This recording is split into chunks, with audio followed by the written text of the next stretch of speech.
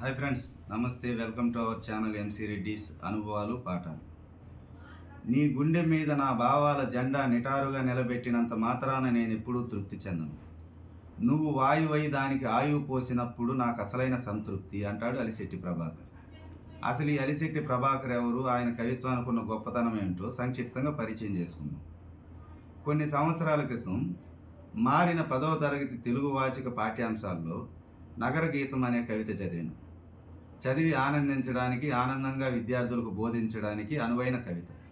తర్వాత కొద్ది రోజులకి ఇంటర్మీడియట్ తెలుగు పాఠ్యాంశాల్లో ప్రశ్న అనే కవిత చదివిన. అది కూడా చాలా బాగుంది. ఈ రెండు కవితలు రాసిన వ్యక్తి అలిశెట్టి ప్రభాకర్.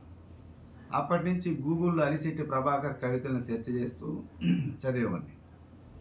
వాడి కవితలతో యువతలో విప్లవ వేడి పుట్టించే విధంగా సాగుతాయి ఆయన కవితలు. ఎలాగైనా ఆయన వెలువరించిన కవితా సంకలనాల్ని సంపాదించాలన్న సంకల్పం నాలో బలంగా బయలుదేరింది. ఎక్కడా దొరకలేదు.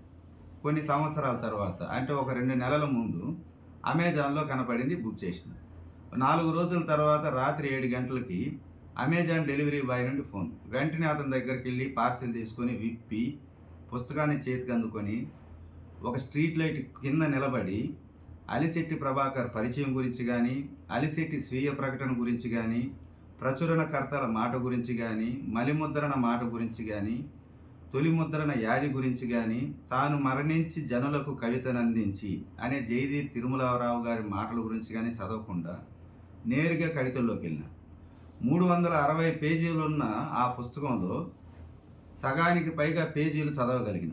అంటే చదవగలిగే సత్తా నాకుంది అనడం కన్నా అలా చదివించగలిగే సత్తా అలిశెట్టి ప్రభాకర్ కవిత్వానికి ఉందనడం సమంజసం.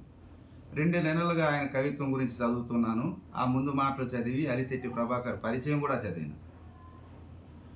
జనవరి 12, 1954లో కరీంనగర్ జిల్లా జగిత్యాలలో జన్మించిన అలిశెట్టి ప్రభాకర్ అదే జనవరి 12, 1993లో మరణించాడు.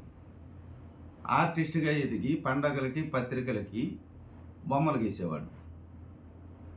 జగిత్యాల సాహితీ మిత్రదీప్తి సంస్థతో పరిచయం కారణంగా కవితా రంగంలోకి ప్రవేశించాడు. జీవనం కోసం ఫోటో స్టూడియోలను ఏర్పాటు చేసి ఫోటోగ్రాఫర్గా అవతారమెత్తాడు. కవిత్వం రాయడం మాత్రం ప్రవృత్తిగా ఎంచుకొని తరచుగా కవిత్వం రాసేవాడు. చిన్న చిన్న కవితలతో అద్భుతమైన భావాల్ని పలికించగల సత్తా ఉన్న కవితలు అది. అలాంటి కవి సినీ గేయ రచయితగానో లేక ఉన్నవాడికి కొమ్ము కాసే కవిత్వం రాసే వ్యక్తిగానో మారుంటే కొంతకాలం బతికుండేవాడు. క్షయవ్యాధి పీడన ఒకవైపు, పేదరికం ఒకవైపు, మిత్రులు అందిస్తున్న మందులతో గడుపుతూ 40 ఏళ్ల వయసులో మరణించాడు.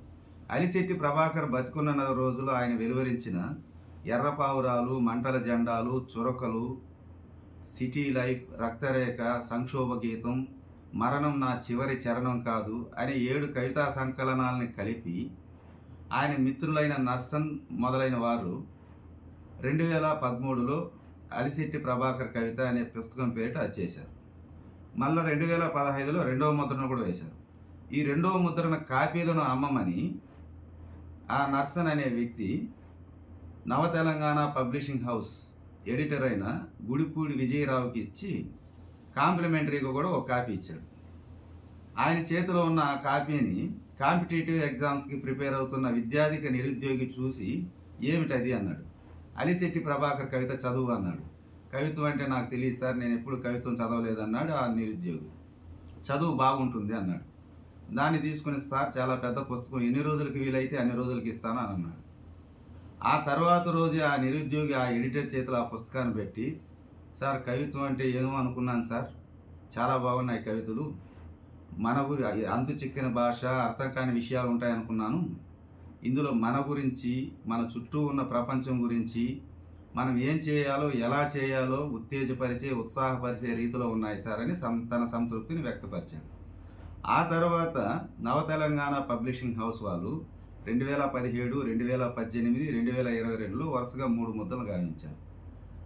అలా అలిశెట్టి ప్రభాకర్ కవితని మన ముందుకు తీసుకొచ్చే ప్రయత్నం చేసిన అతని మిత్రుడైన నర్సన్ తదితరులకి 3 ముద్రణలు గావించిన నవ తెలంగాణ పబ్లిషింగ్ హౌస్ వారికి కృతజ్ఞతలు తెలియజేసుకుంటూ ఈ సాహితీ లోకం అలిశెట్టి ప్రభాకర్ ఆశయాల్ని ముందరకు తీసుకెళ్తుందని ఆశిస్తూ థ్యాంక్ యూ ఫ్రెండ్స్. వీడియో నచ్చితే లైక్ చేయండి, షేర్ చేయండి, ఛానల్ని సబ్స్క్రైబ్ చేసుకోండి. Thank you so much.